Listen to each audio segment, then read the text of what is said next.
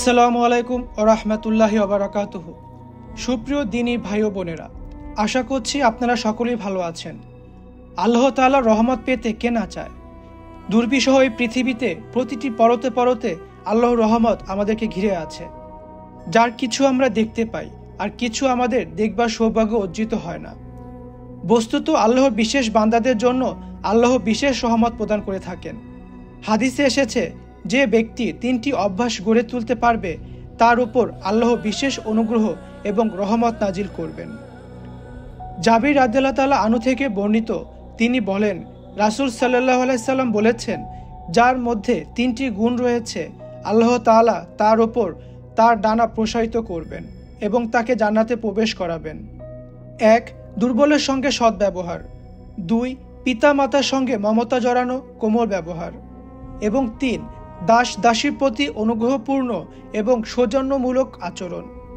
এই হাদিসটির সনদের ব্যাপারেও যদিও কোনো কোনো আলেমের মতবিরোধ রয়েছে, তথাপি এই অভ্যাসগুলোর মাধ্যমে আল্লাহর রহমত পাবার বিষয়টা আনুষঙ্গিক অন্যান্য হাদিস এবং কুরআনের মাধ্যমে প্রমাণিত হয়। 1. দুর্বলের সঙ্গে সদাচরণ। ওলামায়ে কেরামদের মতে এখানে ব্যবহৃত দুর্বল শব্দের ব্যাপকতা অনেক। এতে সেবক, অসুস্থ, বৃদ্ধ, বিপদগ্রস্ত, দরিদ্র, অসহায়, নারী, এতিম, মিসকিন সবাই অন্তর্ভুক্ত। এমন দুর্বলদের সেবায় নিয়োজিত থাকা সামর্থ্যবানদের দায়িত্ব। এমনকি স্বয়ং আল্লাহ জাল্লা শানুও দুর্বলদের জন্য ইসলামের বিধিবিধানে শিথিলতা প্রদান করেছেন।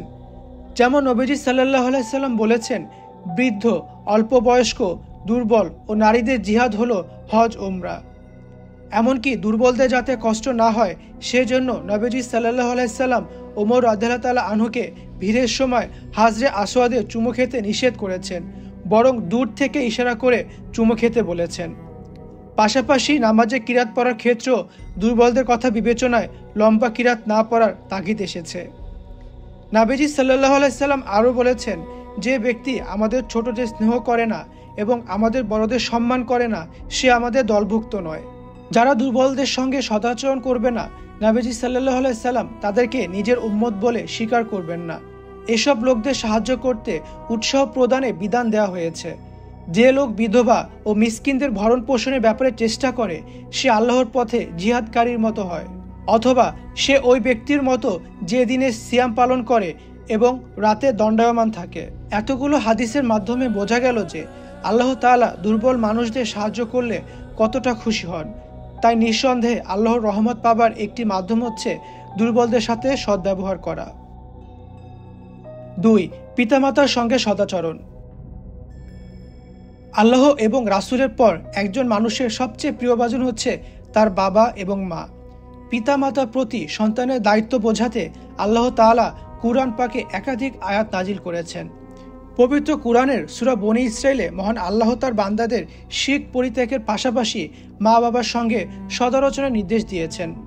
পাশাপাশি সূরা লুকমানেও সন্তানের জন্য মায়ের নিদারুণ কষ্টের বর্ণনা এসেছে। এমন অসংখ্য আয়াতে আল্লাহ তাআলা মা বাবার সঙ্গে সদাচরণ করার প্রতি বিশেষ গুরুত্ব দিয়েছেন।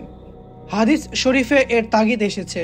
হাদিসে এসেছে, কোনো এক ব্যক্তি রাসূলুল্লাহ সাল্লাল্লাহু আলাইহি সাল্লামকে প্রশ্ন করলেন, আল্লাহর কাছে সর্বাধিক প্রিয় কাজ কোনটি? তিনি বলেন, সময় মতো নামাজ পড়া।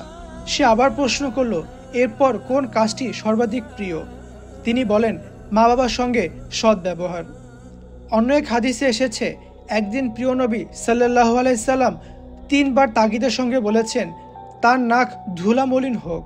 তাকে জিজ্ঞাসা করা হলো, হে আল্লাহর রাসূল, লোকটি কে? রাসূলুল্লাহ সাল্লাল্লাহু আলাইহি সাল্লাম বললেন, যে ব্যক্তি তার বৃদ্ধ পিতামাতাকে পেল অথবা তাদের যে কোনো একজনকে জীবিত পেল অথচ জান্নাতে প্রবেশ করতে পারল না। 3. দাস দাসী বা অধীনস্থদের প্রতি সদয় হওয়া। এই কাতারের মানুষেরা সাধারণত দুর্বল লোকদেরই অন্তর্ভুক্ত। তবুও রাসূলুল্লাহ সাল্লাল্লাহু আলাইহি সাল্লাম বিশেষভাবে এই শ্রেণীর লোকদের কথা উল্লেখ করেছেন। পবিত্র কুরআনে স্বয়ং আল্লাহ তাআলাও এর জন্য বিশেষ তাগিদ দিয়েছেন।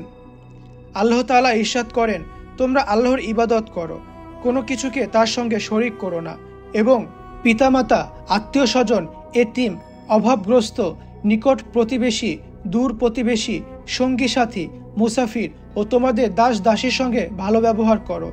নিশ্চয়ই আল্লাহ দাম্ভিক অহংকারীকে পছন্দ করে না। রাসূল সাল্লাল্লাহু আলাইহি সাল্লাম বলেছেন, তোমরা দাস দাসীদের উপর অত্যাচার করো না। তোমরা যা খাবে দাস দাসীদেরকে তা খেতে দিবে, নিজেরা যা পড়বে তাদেরকেও তা পড়তে দিবে।